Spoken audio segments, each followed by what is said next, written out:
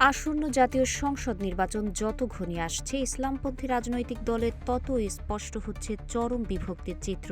ঐক্যের কথা বলা হলেও বাস্তবতায় ইসলামপন্থী দলগুলো একে অপরের বিপরীতে অবস্থান নিচ্ছে।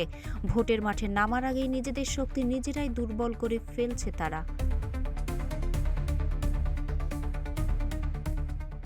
সেই রেখাটি আঁকা হয়েছিল আজ থেকে 1 যুগ আগে। নকশাই আমাদের ভাষা। Cube holdings limited.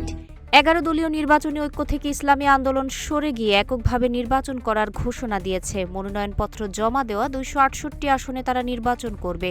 বাকি 32টি আসনে দলটি পছন্দের কোনো দলের প্রার্থীকে সমর্থন দেবে, অর্থাৎ 300 আসনে ইসলামী আন্দোলন ভোটে থাকছে। সংশ্লিষ্ট ব্যক্তিরা বলছেন, এর মধ্য দিয়ে ইসলামপন্থীদের ভোট এক বাক্সে আনার উদ্যোগ শেষ পর্যন্ত ব্যর্থ হল।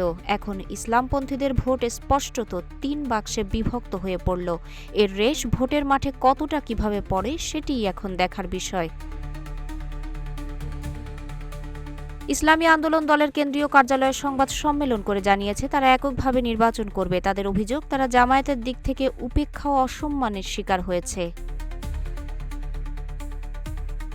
এর আগে জামায়াতে ইসলামীর নেতৃত্বে 10 দলের শীর্ষ নেতারা সংবাদ সম্মেলন করে 253টি সংসদীয় আসনের সমঝোতা চূড়ান্ত করার কথা আনুষ্ঠানিকভাবে জানান।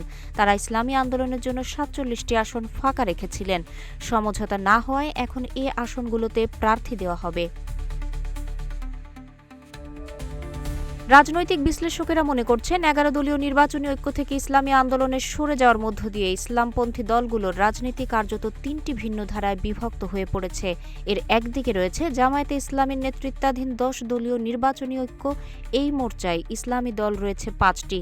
অন্যদিকে চরমোনাই পীরের নেতৃত্বাধীন ইসলামী আন্দোলন এককভাবে ভোট করার ঘোষণা দিয়েছে। আর তৃতীয় ধারায় বিএনপির নেতৃত্বে যুগপৎ আন্দোলনের শরিক হিসেবে নির্বাচনী সমঝোতায় যুক্ত 3টি ইসলামী দল, যাদের একটি নিবন্ধিত ও 2টি নিবন্ধনহীন।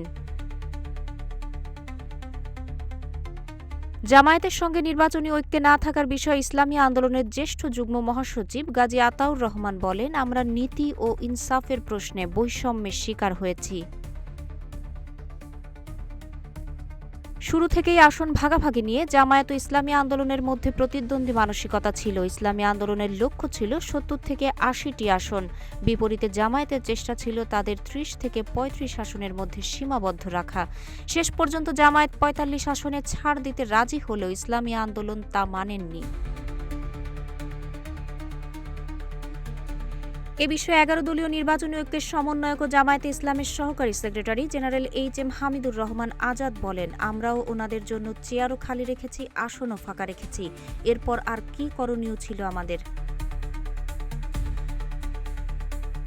ইসলামপন্থীদের ভোট এক বাক্সে আনার স্বপ্ন ভেঙে এখন বাস্তবতা 3 ধারায় প্রতিদ্বন্দ্বিতার রূপ নিল। সব মিলিয়ে ইসলামপন্থী রাজনীতিতে এখন প্রশ্ন একটাই, ঐক্যের সুযোগ হাতছাড়া করে বিভক্তির রাজনীতি কি শেষ পর্যন্ত তাদের জন্য আত্মঘাতী হবে? উত্তর দেবে আসন্ন নির্বাচন। তাহেরা আক্তার, রূপালী বাংলাদেশ।